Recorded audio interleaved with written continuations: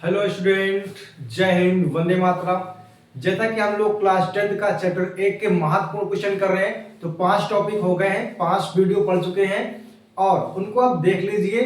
फिर इसको देखना स्टार्ट करेंगे तो आपको समझ में आएगी चीजें। अगर कोई इसको देखकर जरूर इसको स्किप कर दे। स्किप करने के बाद जाके प्लेलिस्ट में सारी वीडियो देख ले क्लास 10th की, उसके बाद इसको देखें। आइए देखते हैं आज कौन सा टॉपिक है हमारा।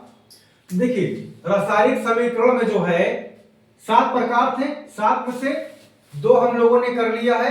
ठीक है, 2 कर लिया है। अब कौन सा बचता है? तीसरा टॉपिक क्या है? आप विस्थापन अभिक्रियाएं किसे कहते हैं? क्या है विस्थापन अभिक्रियाएं किसे कहते हैं? देखिए क्या लिखा गया है इसमें, वे अभिक्रियाएं जिनमें अधिक सक्रिय तत्व, ठीक है, वे अभिक्रियाएं जिनमें अधिक सक्रिय तत्व,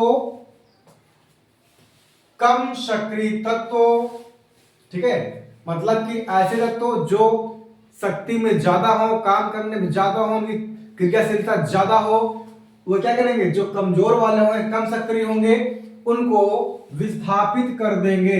ठीक है, विस्थापित कर देंगे। उसे ही क्या बोलते भैया? उसे ही विस्थापन कहा जाता है। बस समझ में? आसान भाषा में समझिए कि यदि आप हैं, आपके पिताजी हैं, ठीक है, समझिए, पिताजी हैं और यहां आप हैं। आप मतलब स्वयं। अगर आप बैठे हैं चेयर पर, है ना, चेयर पर बैठे हैं आप, पिताजी आते हैं तो क्या है, पिताजी के पास बहुत पावर है ना, कहेंगे हाँ बिल्कुल पावर है। तो ये आपको क्या कर देंगे? हटा देंगे। क्या करेंगे? हटा देंगे और आप हट जाएंगे, कोई विरोध नहीं कर पाएंगे, क्योंकि ये क्या है, पावर ज्यादा है। तो इसको कह सकते हैं अधिक सक्रिय। क्या बोल सकते हैं आप? अधिक सक्रिय कह सकते हैं। और आप क्या हैं? कम सक्रिय हैं। कैसे हैं आप? कम सक्रिय हैं। ठीक है, तो ये क्या होंगे? पिताजी आपको हटा देंगे, पिताजी बैठ जाएंगे और आप बाहर निकल जाएंगे। वैसे ही अधिक सक्रिय हो गए पिताजी और आप कम सक्रिय। आप सोचिए, क्या आप पिताजी को हटा सकते हैं? आप बोलेंगे ये कैसी बात कर रहे हैं सर आप? बिल्कुल नहीं हटा सकते आप, बिल्कुल सही बात है, आप नहीं हटा सकते क्योंकि आप कम सक्रिय हैं, इसलिए आप पिताजी को हटा नहीं सकते। कल समझाने के लिए बोल जा रहा है। ठीक है, चलिए अब इसे एग्जांपल देखेंगे, इसे एग्जांपल समझेंगे।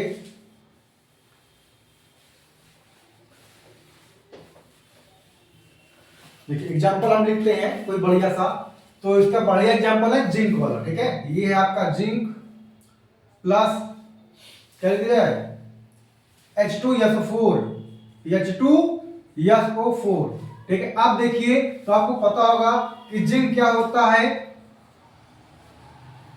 और यहां हाइड्रोजन। जिंक जो होता है, जो इसकी वैद्युत श्रेणी होती है या वैद्युत रासायनिक श्रेणी होती है, जिंक ऊपर होता है और हाइड्रोजन इससे नीचे होता है। वही सेम पिताजी वाला कॉन्सेप्ट। तो ये आएगा, इसको हटा देगा और ये हट जाएगा, विस्थापित हो जाएगा। देखिए अब ये क्या करेगा? जिंक इसको हटा देगा तो H बाहर चला जाएगा, H2 बन जाएगा। ठीक है, और प्लस स्वयं इसके साथ यानी SO4 सल्फेट कुर्सी साथ चिपक जाएगा। क्या हो जाएगा?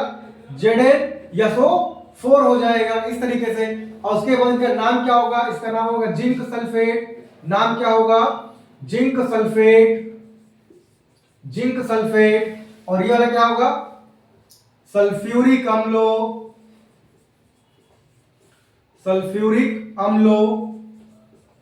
ठीक है, इनका नाम तो आप जानते होंगे, जिंक है और ये हाइड्रोजन। इस तरीके से ये टॉपिक होगा कंप्लीट।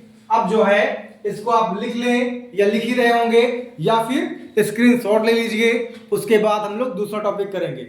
मैं हट चुका हूं, स्क्रीनशॉट ले लीजिए, ले लियो स्क्रीनशॉट। अब दूसरा टॉपिक करते हैं। चलिए आइए दूसरा टॉपिक करते हैं। तो चलिए आइए दूसरा करते हैं। देखिए 3 तक हो गए। अब चौथा टॉपिक हमारा है कौन सा बच्चों? द्विविस्थापन अभिक्रिया। बहुत ज्यादा इंपॉर्टेंट है पेपर के लिहाज से।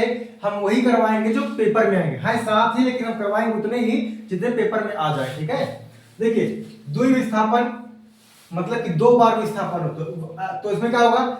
ऐसी अभिक्रियाएं या वे अभिक्रियाएं जिनमें क्या हो? 2 परमाणु, ठीक है, जिनमें 2 परमाणु या परमाणु समूह या परमाणु आयन, ठीक है, 2 परमाणु या परमाणु के समूहों, या यहां और ले सकते हैं परमाणु आयन, ठीक है, कि अदला बदली हो जाती है, कि अदला बदली हो जाती है। जैसे कैप मैं यहां लगाता हूं, इसको निकाल के यहां लगा दूं, इस तरीके से अदला बदली हो जाएगी, ठीक है। तो उसे क्या बोलेंगे, द्विविस्थापन अभिक्रिया कहेंगे। बात समझ में कि ऐसे क्रिया जिसमें क्या हो, दो परमाणु हो या दो समूह हो परमाणु के, या दो आयन आपस में अदला बदली कर ले, उसे क्या बोलेंगे, द्विविस्थापन क्रिया कहेंगे। जैसे कैप यहां लगता है, इस कैप को निकाल के क्या करें हम यहां लगा दें, मतलब कि स्थान बदल गया ना, इसका खाली इधर भर गया, इस तरीके से। आइए एग्जांपल समझते हैं। इसके एग्जांपल होंगे AgNO3, जिसका नाम क्या होगा, नाम में लिखते रहिए साथ साथ, सिल्वर नाइट्रेट, सिल्वर नाइट्रेट, और प्लस NaCl, इसका नाम क्या होगा, सोडियम क्लोराइड, सोडियम क्लोराइड, ठीक है। अब देखो इसमें क्या होगा, क्या बदलेगा। अब देखो यहां पास क्या है, माइनस चार्ज, ये वाला पूरा क्या होता है माइनस चार्ज, और ये वाला क्या है पूरा माइनस चार्ज, ठीक है। अब ये क्या हो गया आपको प्लस चार्ज, ये क्या हो गया प्लस चार्ज। अब क्या होगा, प्लस वाला ये प्लस वाला इसके साथ चला जाएगा माइनस के, और ये माइनस वाला इसके साथ चला जाएगा, यानी तभी तो अदला बदली होगी। कुल मिला के यहां समझिए, अगर यहां लिख दें AgNO3 और यहां लिख दें NaCl, एक बार चेक कर, दिख रहा है कि नहीं, यहां तक आपको चेक करने दिख रहा है कि नहीं, हाँ बिल्कुल दिख रहा है।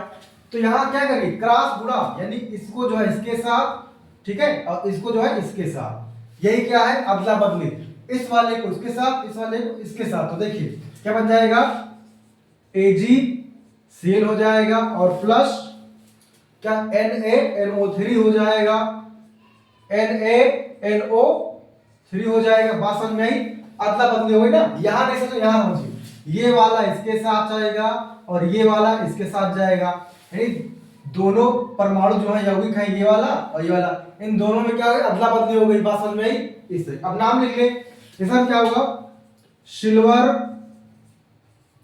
क्लोराइड, सिल्वर क्लोराइड नाम होगा। इसका नाम क्या होगा, सोडियम नाइट्रेट, सोडियम नाइट्रेट, ठीक है।